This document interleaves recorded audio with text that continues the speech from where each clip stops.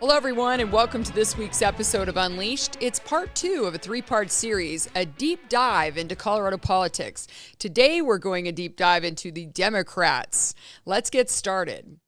In 2006 and 8, Colorado experienced a political shift like never before. While the Republican Party was facing challenges nationwide, what occurred in Colorado was a unique phenomenon. A group of 4 wealthy progressive donors known as the Gang of Four decided to take matters into their own hands.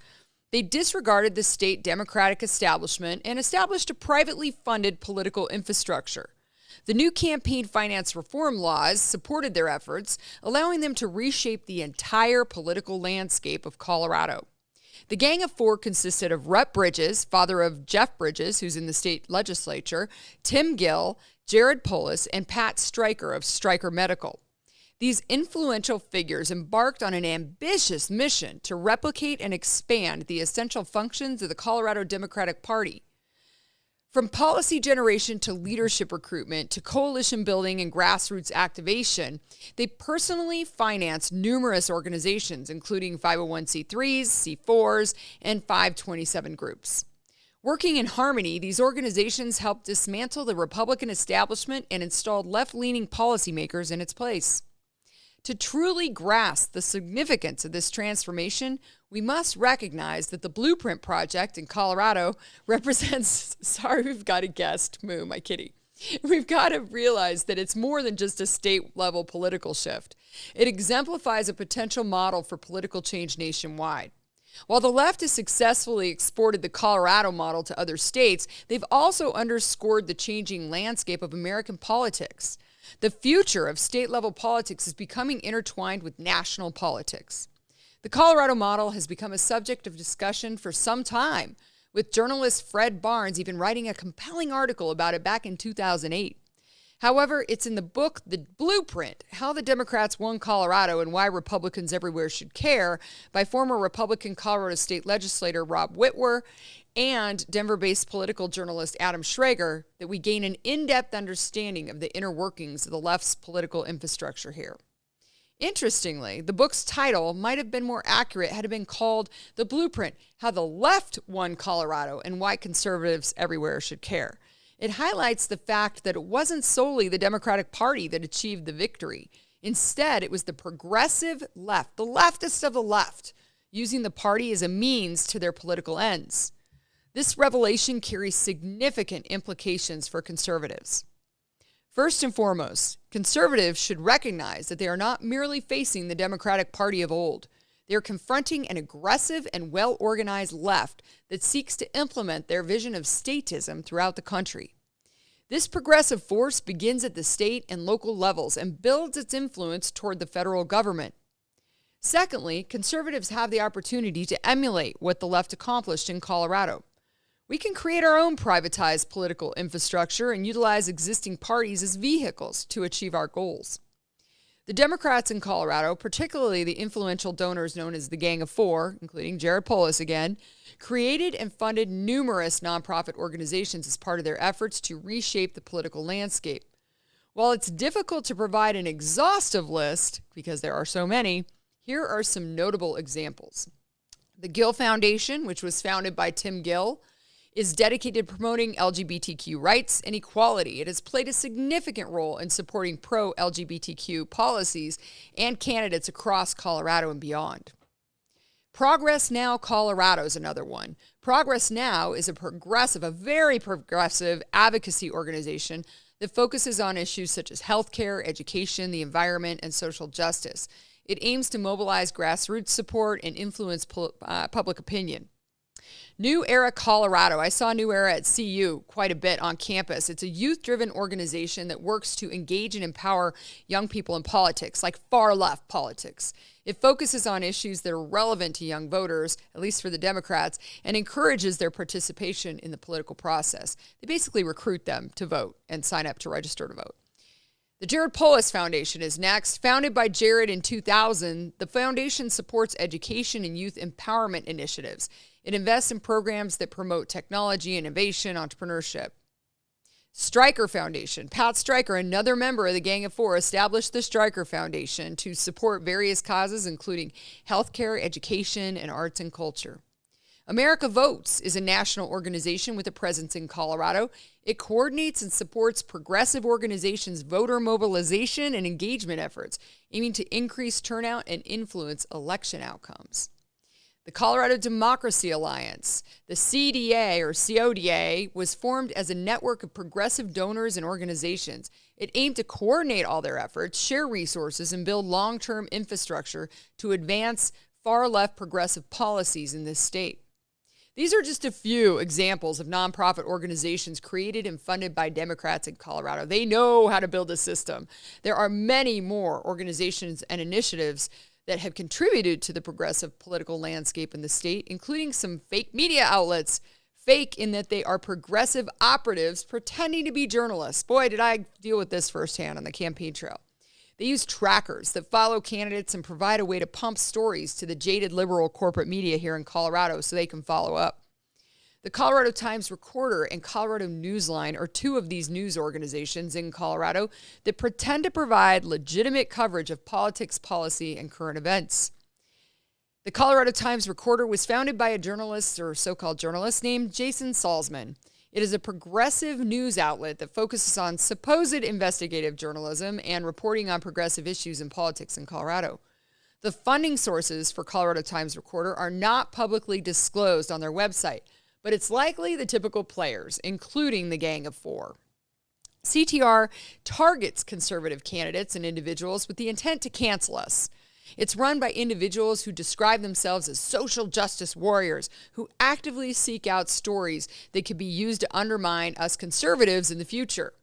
CTR's strategy involves highlighting any association, no matter how distant, to something controversial or awful in an attempt to build a narrative of wrongdoing that then the liberal corporate media can run with. While CTR has targeted conservatives for their perceived associations, it's come to light that one of their own reporters, Heidi Beadle, has a leadership role or started the Antifa movement in southern Colorado, a group that's known for its involvement in violent activities, which she even justifies in an interview with Stephen Tubbs. Our guest is Heidi Beadle, reporter, and you, just so we're clear, you did found the group Colorado Springs Anti-Fascists? I mean, I didn't found it myself, but a founding member. Okay, I was. You were there on the ground floor. Right. Yeah. And they were recently. The reason why we're even sitting here is because I guess the new Twitter under Elon Musk that is suspended, banned. Yeah, they lost their account, as far as I know. Right. Do you condone violence? So I guess if you're looking for like a yes or no answer, I mean, yes, right? Like violence and self-defense, violence to prevent... Self-defense, some people would say that's not violence. I mean, it's self-defense. I mean, I guess technically, if you do punch somebody in self-defense, it's violence. Go ahead. Yeah, right? I mean, yeah, I condone violence. It's a part of our society. It's something that people face, in all kind of walks of life. It is a presence. And when you talk about kind of covering extremism and, on the fringes of politics on both the left and the right, violence is a part of that world. Violence to what end?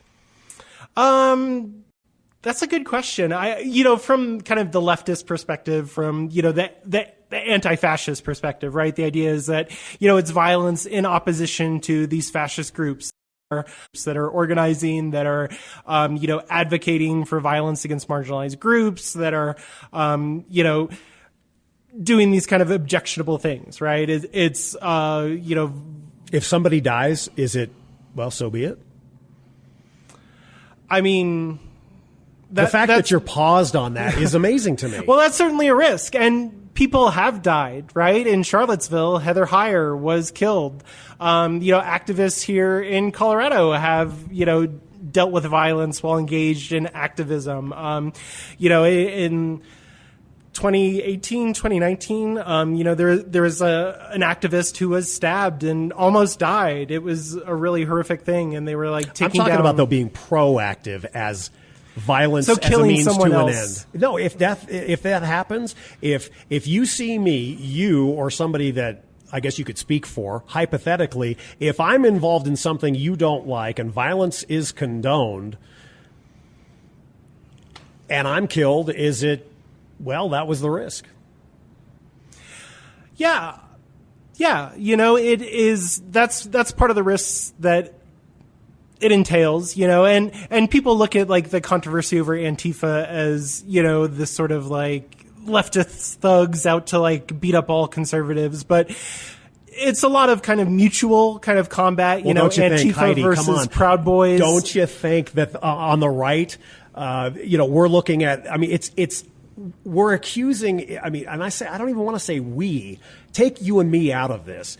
One side is accusing the other side of doing something that the other side is accusing this other side of doing. It's the same thing. It's lunacy. It's idiotic when you really stop and think about it. This revelation should be grounds for immediate action, including firing the reporter and issuing an apology from CTR for their association with someone who supports violence, inciting violence. Colorado Newsline is the other one. It was established as a partnership between State's Newsroom, a nonprofit network of state-focused news outlets, and Progress Now Colorado, a far-left political organization we mentioned earlier. It's a lot, you guys. They have a well-oiled machine. Now let's delve into the shadows of campaign funding in the 2022 Colorado election specifically, where over tens of millions of dollars were spent by undisclosed donors and funneled through political nonprofits referred to as dark money groups. We tracked back $33 million to Jared Polis alone in the governor's race. These groups that are shrouded in secrecy have the power to shape elections without disclosing their funders. Dark money groups are political nonprofits that do not have to disclose who their donors are. They can spend vast amounts of money, like hundreds of millions of dollars, on political activities without revealing who's behind the funding. In the 2022 Colorado election, these dark money groups contributed to state-level super PACs and issue committees, which played a crucial role in shaping the political landscape. Super PACs and issue committees are influential players in elections. They can raise and spend unlimited amounts of money to support or oppose candidates and ballot measures. That's all when I was limited to raising $1,250 per person. According to an analysis by the Colorado Sun, Democrats benefited the most by far from these dark money contributions, receiving 62% of the tens of millions of dollars donated to super PACs or spent on electioneering. On the other hand, groups supporting Republican candidates received about 34% of the funding. The analysis acknowledges that there could be millions more spent by these political nonprofits that remain untraceable until they file their 990 reports with the IRS. These reports often lag a year or more behind from when the spending occurred, so you don't know about it till a lot later after the election. Additionally, these reports might reveal even more money going towards political causes that don't have to be reported to the Colorado Secretary of State's office because they do not specifically advocate for or against a candidate or cause. It seems like a never-ending cycle of hidden money and elusive transparency, and it is. Many of these dark money groups are cleverly listed as businesses or filed under the other category as permitted by the Secretary of State's rules. There's no specific category for nonprofits, which further muddies the waters. The lack of transparency and clear identification makes it arduous for the public to understand who is funding these campaigns and what their motivations might be. In 2019, Colorado enacted a law requiring nonprofits to disclose donors of $10,000 or more earmarked for political contributions. However, the effectiveness of this law is a whole nother story. It's been limited. Nonprofits have found ways to circumvent the rule by claiming that large donations they receive were not designated as political contributions. The influence of these dark money groups on Colorado elections cannot be underestimated. They have the power to shape campaigns and influence voters without revealing their identities. This lack of transparency erodes the public's trust in the electoral process and hinders the ability to hold those in power accountable. It's crucial that we continue to shed light on these dark corners of campaign financing and advocate for transparency and fairness in our elections. Democracy thrives when it's transparent and accountable, so let's provide some transparency here. Bear with me as we dig a bit into the weeds. First, let's talk about the Democrat organizations and their donations in this last election cycle. Much of this info is from the Colorado Sun article. The Gary Community Ventures gave $2.9 million to issue committees supporting two different ballot initiatives, one for affordable housing and one to raise taxes on higher income Coloradans to pay for universal free meals in public schools. Mike Johnston, the new mayor of Denver, used to run the Gary Community Foundation. Education Reform Now Advocacy donated nearly $2.5 million to Democratic state-level super PACs. The Service Employees International Union gave more than $1.4 million to its state-level super PAC of the same name, which supported Democratic candidates. Altogether, Colorado, which supported Democratic state Senate candidates, raised $11 million. More than $2 million came from the 1630 Fund. Now, the 1630 Fund is a huge national dark money alliance with Democrats, and it gave $4.4 million to state-level Democratic super PACs and $487,000 to ballot measure issue committees in 2022 in the election. Coloradans creating opportunity. These names, aren't they so soft and fluffy? A Democratic super PAC received 75% of its nearly $2 million from the 1630 Fund. See how it's starting to be all connected? Blue Flower Action, which supported Democratic women, received over 50% of its $1.2 million from nonprofits. Better Colorado Alliance, which supported Democratic candidates for the state house, received 51% of its $4.6 million from nonprofits. We're getting close to the end. Hang with me. Defend Democracy Fund, which opposed Republicans in the Secretary of State and Attorney General contest, received over half of its $1.6 million from nonprofits. We'll dig into this more in the next week's episode, but here's a brief glance at the Republican side. Unite for Colorado Action, which supported GOP candidates, received 65% of its over $4 million from political nonprofits, most of that from Defend Colorado. Colorado Dawn gave nearly $1.9 million, mostly to state-level super PACs supporting Republican candidates. Defend Colorado gave $1.3 million to a super PAC of the same name that supported Republican candidates. Advance Colorado Action, a conservative political nonprofit, donated $3 million, most of it to the Unite for Colorado, a state-level super PAC that supported GOP candidates. The Senate Majority Fund, which supported GOP state Senate candidates, received about 37 or 27% of its $8.8 million from nonprofits, including $1.7 million from Colorado Dawn. You know, transparency in campaign finance has long been championed as a cornerstone of democracy, allowing everyday citizens to participate in the political process, which is why it's so important to expose how this works. I know it's complicated, but we've got to understand it in order to fix our democracy and fix our election process. You know, including Secretary of State Jenna Griswold, who has positioned herself as an advocate for transparency and an opponent of dark money in politics. However, recent revelations from state and federal campaign finance records suggest that dark money and non-transparent donations have been increasingly prevalent among Democrats overseeing Colorado's elections. The most effective campaign finance reform to address dark money in campaigns would be to repeal all of the various limits on the amounts of money candidates and political parties can raise and require immediate and total disclosure of contributions. That's the only way we're going to fix this. This would make sure money was given directly toward candidates and political parties and away from these dark money groups that can hide all of this. Our own University of Denver, which is liberal as all get out, did a study into campaign finance laws and said removing contribution limits on candidates and parties is the best way to make the political process more accountable and reduce the influence of dark money. So, how does this play out in an actual race, an election? Let's look at how it played out in my governor's race this past year. Polis and the far-left groups spent $3 million to try to beat me in the primary by funding ads for my Republican opponent.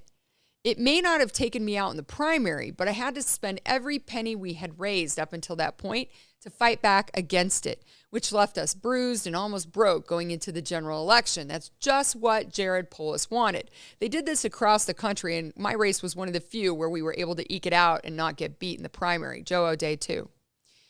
Polis then spent another $30 million or so in the general election, putting money into various groups so it's kind of hidden in just 4 months to beat me against the scrappy $2 million we had after the primary. So the total spending was approximately $33 million versus our $3 million. Polis bought himself another term, showering Colorado with ads and flyers that flat out lied about me and about his record. How's that for election integrity? But we didn't have money to go back up against him in the airwaves and fight back in the last weeks of the election. So they sent out trackers out to video everything I said for pretty much the whole election, but we saw them at 6 a.m. in Greeley and 9 p.m. in Durango. They were sent anywhere and everywhere to track my every move, and not just me, other candidates too. They would blend into the audience, lay low, or at least try to. One of them is Heidi that launched Antifa in the Springs that we talked about earlier. Her job was to create a narrative that I was extreme and anti-child. They'd send their recordings of me to their fake Democrat-funded news outlets, Colorado Times-Recorder, Colorado Polls, and Colorado Newsline, and up would pop a story the next day with the jaded narrative the mainstream media used to mimic and reference in their own copycat articles. See how this works? 9 News, the Denver Post, Colorado Sun, Axios, CPR, Colorado Public Radio, the Pueblo Chieftain, Durango Herald, and the Grand Junction Sentinel all seem to be under the thumb of Jared Polis. They didn't even try to hide it. I would do a 30-minute or 1-hour interview, a deep dive on my policy positions and the issues important to me, and they would create an inflammatory headline that drove the story in a crazy direction or just stay stuck on an issue that they knew would make me unpopular with the majority of the voters in Colorado. They would be misleading about what I thought or how I believed about this particular issue. Then Big Tech did its part by constantly putting up roadblocks to let us run our Facebook and Instagram ads. We were put off, delayed, or told to try almost every time we tried to run an ad or boost a post. The Dems work their ground game. This is where else the money comes in, and the dark money groups. They fund workers across the state of Colorado and people who can actually hire folks to go out and ballot harvest. They track minute by minute who is not tuned into their ballot from the dirty voter rolls and have a massive team that harvests and hunts the Democrat voters down to make sure no stone is left unturned. In Colorado, you can turn in 10 ballots at a time. I can't confirm this, but word out is that Colorado Democrats had over 4,000 paid ballot harvesters chasing ballots in the final weeks of the election. So then in the last weeks of the race, when voters finally pay attention, in comes an avalanche of tens of millions of dollars in TV ads, large color flyers hitting every mailbox, not just 1 or 2, but 3 or 4 in a stack. And short, peppy Polis digital ads barraged Colorado's YouTube, Netflix, and Hulu accounts, espousing his love of freedom, baby. Polis couldn't win on his own merit, so he lied and instructed all of his Soros far-left tied groups to lie too. And oh, did they. The most effective was their lie about my stance on abortion, contraception, and gay marriage to voters. Over and over and over, they told these lies on TV, on flyers, on Hulu, Netflix, and YouTube. You know, I'm pro-life with exceptions for rape, incest, and health of the mother. I have never changed my position. I promised to sign no bill put on my desk that would change our abortion law, that I would put it back to a vote of the people of Colorado. And when we filed a complaint about these lies where they said I was going to put women and doctors in jail, the complaints were disregarded. And that's a story in itself, which we'll probably talk about next week because it involved Republicans actually not following through on it. The media was complicit too. They knew Polis was showering Colorado voters with bold-faced lies about me, and they wouldn't call him out.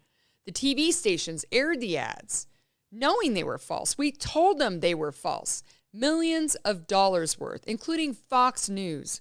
Why do you think Polis advertised on Fox News? Well, he was pretty brazen about getting Republican votes, but not only were they airing Polis ads constantly, but Colorado's own Dana Perino kept bringing Polis on to fawn about how libertarian he was, yet wouldn't return our calls or have us on the show. That was weird, but not when you consider how many millions of dollars Polis was spending on advertising on Fox. They couldn't beat this mom on a mission without lying, without spending tens of millions of dollars on false ads through all the dark money groups they're supposedly against, without an army of complicit media, without tech buddies to block our message on social media. So this is how they're winning elections in Colorado. We've got to figure out how to push back, to fight back, to raise the dollars we need to put our own ads up and to build our own army of people on the ground helping us. Jared had to cheat, lie, and spend tens of millions to win re-election. That can't be good for his ego, and it's definitely not good for a presidential run, I'll tell you that.